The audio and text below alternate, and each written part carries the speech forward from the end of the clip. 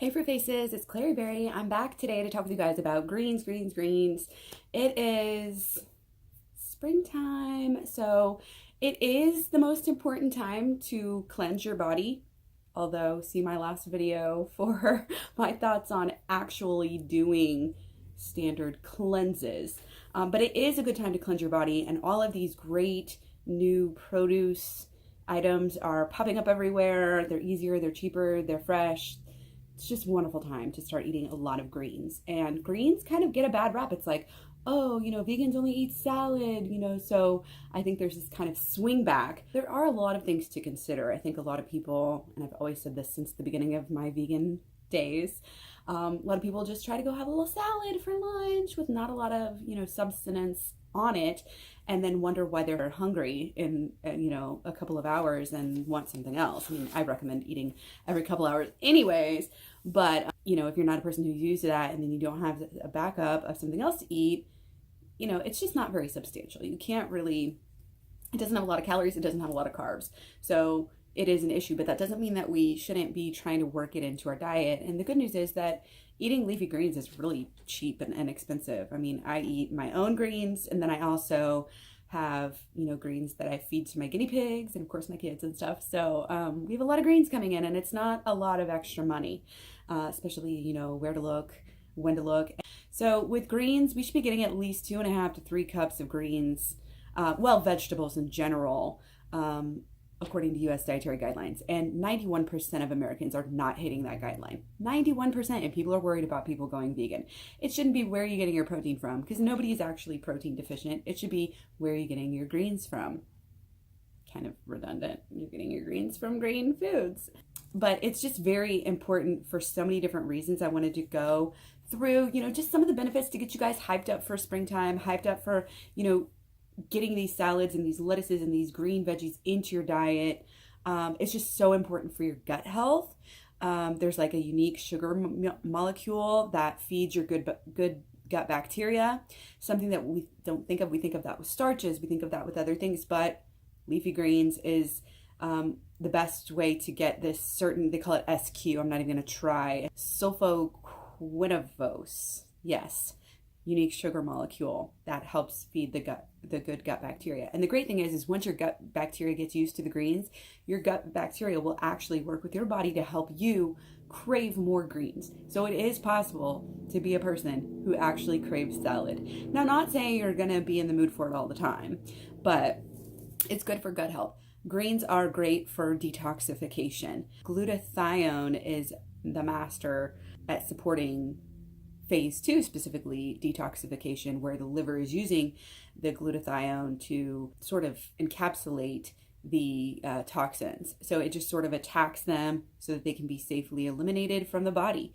Cruciferous vegetables do this. Kale, collard greens, all do this. And they all support the production of this glutathione so that you're able to detoxify your body better. So, of course, just tons and tons of nutrients in greens.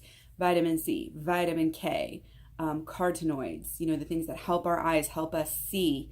You have lutein, you have minerals, calcium, magnesium, just to name a few. You obviously don't need cow's milk, just eat your grains to get your calcium. Couple of quick facts. Swiss chard was actually one of the first vegetables grown for astronauts in space. Collard greens, lots of fiber, really, really good. Spinach, obviously lots of folate.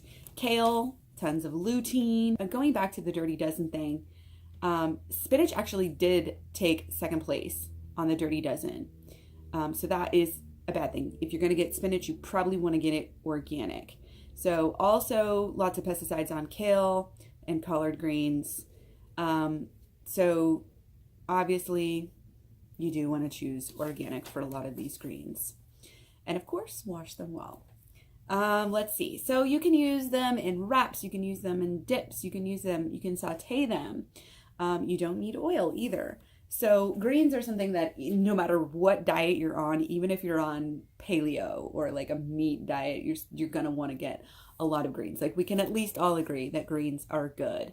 So one cool tip I like to do is to use a broccoli coleslaw. That is just so good. It's so delicious. A lot of nutrients. And it's also, you can use it raw for a nice raw salad, or you can throw it in a stir fry. Again, you're getting that, you're getting some really good nutrients. Cabbage is one of the richest nutrients per your money. So sulforaphane is a phytonutrient that actually spurs the release of trapped toxins. So again, supporting detox all around. A lot of these are fat flushers. You have asparagus, has special amino acids and potassium that are diuretics, help you get a flat belly. These also all have prebiotics, which again feed the beneficial bacteria and will also help with weight loss. All of the chlorophyll, all of the antioxidants in all of these are just so good for you. And don't forget, when we're thinking about greens, don't forget to include your parsley, your basil, your cilantro. These are some of the most antioxidant rich foods that you can eat. So put them in your salads, put them in your soups, put them in whatever you're making, and it really, really helps. Parsley specifically helps flushing out your kidneys and again, trapped fluid. So if you're carrying around a lot of excess water weight, then greens are going to be helpful in healing that bloat. So collard greens, a couple of times a week, has been shown by the University of Bridgeport in Connecticut to help your brain function like 2 years younger. So again, vitamin A, vitamin K, these are strengthening the arteries to, promote blood flow all over your body, and including and especially your brain. Brussels sprouts also, they have sulfur that activates liver enzymes that flush out fat storing toxins. So all of these, you could try to single out, this nutrient in this one, but a good variety is always good. And, finding the ones that you like and the ones that you'll eat is also a really good thing to look into. Fennel is something that we don't use a lot here in America, but it is something that they use in Okinawa, which is, of course, traditionally has been one of the longest living areas, one of the blue zones. Fennel actually supercharges the body's ability to use fatty acids, to convert these into energy, and it's just really, really healthy, I think, again, on numerous levels. And lastly, of course, I mentioned night vision or driving, but if you're having problems driving after dark, again, the collard greens really help with that. Lutein and zeaxanthin, they just soak into the eye tissue and heal and rejuvenate it, especially as you're getting older. So very, very important to continue to eat greens as we get older. And if you're worried about prediabetes or diabetes or just blood sugars in general, chard every week helps reduce the risk of blood sugar surges by 25% or more. So there's syringic acid, which is a flavonoid that slows the breakdown of complex carbs. So it's always good to eat. If you are going to have a high, glycemic meal, go ahead and eat some greens with it, and you'll feel all the better for it. And just real quick, I wanted to share with you guys, when I'm sauteing greens, again, I don't use, and it doesn't matter what kind of greens, I pretty much use the same type of recipe for all of them. Just a little bit of water. I like to add some garlic in there, get the garlic flavor. I'm just a garlic person though, too. So just kind of saute it up till it's nice and wilted, and then add in some hot sauce and a little bit of sugar to kind of balance out. You can also put some lemon juice or some ACV on there for extra flavor and health benefits. Just season with salt and pepper to taste. And if you haven't tried that with a sweet, and in fact, I used to use honey before I was vegan, but I don't use honey now because honey's obviously not vegan.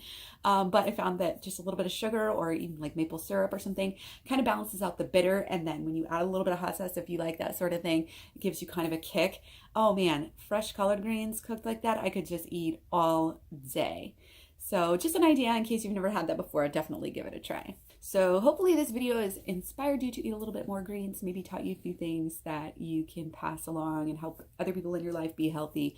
I just am so passionate about health. I look around in my everyday life and my heart goes out to people who are trying the best that they can in that moment with what they know to do the best that they can, but it's because of all of the disinformation out there and all of the brainwashing that they can't even get where they want to get because they don't know better, and because they've been taught better, and because even just the fact that there's conflicting information out there causes a dissonance. It causes a feeling where why should I even try if I'm not for sure what to do? So again, hopefully you can get on board. Find me at Facebook, Instagram, Twitter, Tumblr, Pinterest, and on KlaireeBerry.com. Learn all about vegan lifestyle and help share it and create a vegan world.